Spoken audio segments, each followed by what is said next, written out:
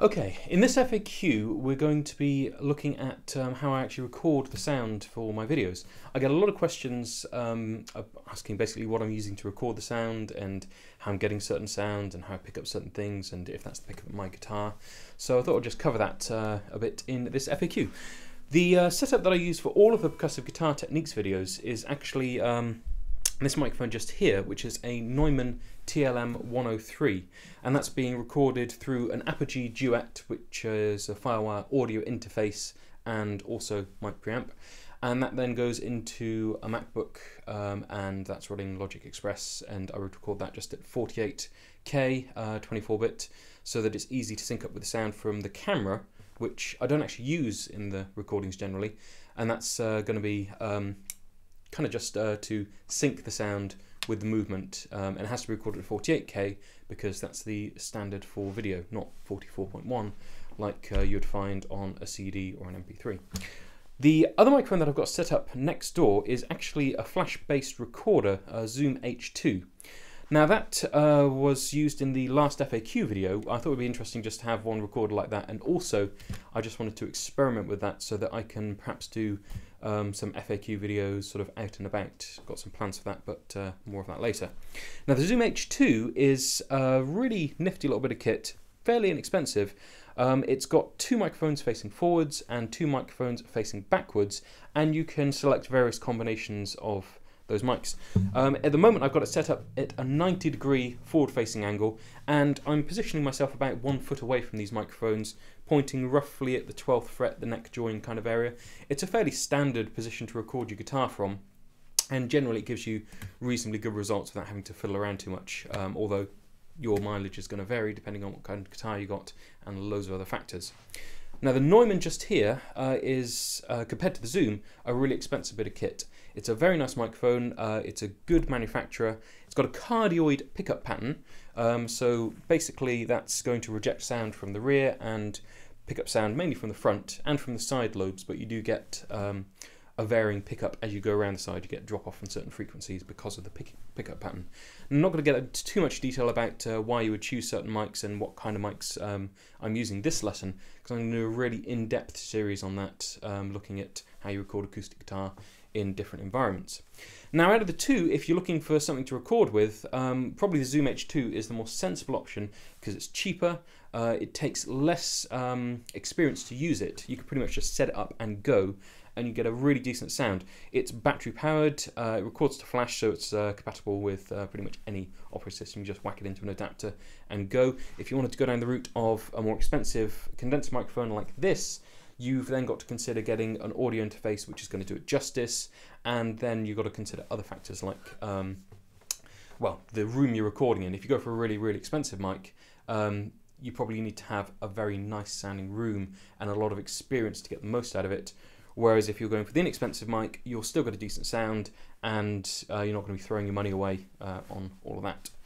Now we're also going to be comparing this with the sound from my guitar's pickup just here, which is magnetic pickup, and I'm also going to flick backwards and forwards to the microphone which is also inside the guitar, and that actually picks up the percussive work that I do, whereas the magnetic pickup is pretty much just going to pick up the sound of the strings, being metal strings and a magnetic pickup. The sound on board on the camera is just used to sync everything up, so I don't generally use that in the videos, but it's there if I need it. But because the camera tends to be a good 5-6 foot away from me, it gets a very roomy sound, so it's not quite so useful, and also it's a little bit more difficult to hear what I'm saying on that camera because it gets a little bit muddied with reflections from the room, the reverberation, and all of that. Okay, now we're going to listen to a short little snippet of me playing a song, and we're going to listen to it several times, and I'll put down each microphone that I'm using at the bottom of the screen so you can compare them and see what you think.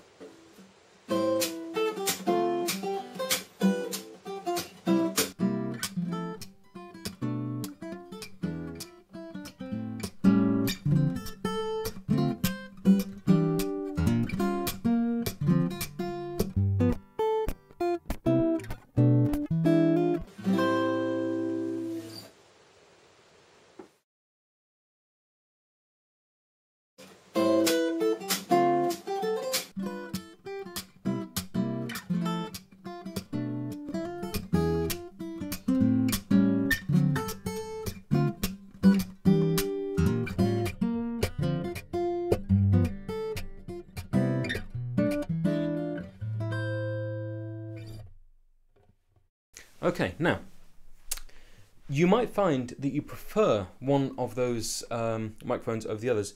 It is a highly subjective area, and people are going to lean towards certain types of sound. So the magnetic pickup has a very, very close sound because it doesn't have any of the room sound in it, any of the reverberation you get from the room. It doesn't have any early reflections that you get from the room. And also, in the microphones, you have the sound of the entire instrument, or at least a bigger selection of the instrument. When you have the pickup just here, it is just the strings that you're going to hear and nothing else. The same would pretty much go for piezo pickups under the bridge just there as well. They tend to just pick up the sound of the strings. In terms of recording, if you wanted to get a really accurate, even sound, you would probably need the microphones a bit further back than I have here, because the entire instrument contributes to the sound that you're going to get. And if you're very close to the microphones, it's a little bit like putting your ear up to something. You're only going to hear the bit that you're actually close to, rather than the entire instrument. Now that can be used creatively. People use it all the time when they're recording, because if you're recording with a band, you want the guitar to sit in the mix, and if you get a really full, rich, huge acoustic guitar sound, it will probably actually be detrimental to a track if you're mixing it in with other instruments in a band context, drums and vocals and other guitars and bass, because it will take up too much of the frequency range. You have a limited space and you kind of have to slot everything in. Whereas if you're recording solo, then you're going to want that full, rich sound probably.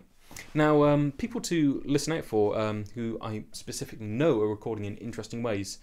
Dominic Miller, on his first album for sure, and I think his second album, so that's First Touch and Second Nature, uses just the pickup in his guitar to record. Now, if you wanted to hear a pretty much raw acoustic type sound, you could go for some what's his name? John Williams. Some of his classical recordings. Obviously, when you move into classical music, the recording process is generally aiming to be as transparent as possible. So it's interesting to hear from that point of view. Or you could listen to, for example, some Michael Hedges stuff. The early stuff is pretty much just guitar, microphone, and off you go. And not strictly a guitarist, but Nick Drake, the Pink Moon album, is a really raw acoustic sound, just microphone, fairly close mic'd, and you can really just hear the sound of the instrument rather than any of the external factors. Hope this has been useful. Like I say, I'm going to be doing a more in-depth series on this because there are so many different kinds of microphones you can use, and there are so many different techniques you can use for recording. So at the moment, I pretty much just go for a one microphone setup when I'm doing these videos. But when I'm recording my albums, I'll have a 2, 3, maybe 4 mic setup. And things get far more complicated, obviously, when you're doing that. There are other considerations in there. If you have any questions or comments, or if this isn't clear, then drop them down below. And as I said, if you're going to be combining the sound from an external microphone or an external recorder with the sound from your camera, if you're trying to record and upload to YouTube, you need to be a little bit careful about syncing them up, because the external recording needs to be recorded at 48K, the same as the internal recording probably on your camera as well. Yeah, and it also helps at the beginning of a recording to give yourself something to sync up. So I tend to just whack my guitar or clap. That's one of the purposes of a clapper board, actually, so that you can sync up the sound with the vision, and also you have a visual reference with the writing on the stuff. Okay, see you next time. Drop any questions down below. The Not Quite Quartet, well, they're better than a kick up the ass, aren't they? That has to be true. The Not Quite Quartet, from my point of view, actually, and I'm going to be truthful now, has nothing to do with a quick kind of, you know, one-off. I think they're fantastic. There are two people. The rhythm guitarist is excellent, absolutely excellent, and the singer, well, he's a very funny chap, and very vocal and very melodic, and that means an awful lot to me.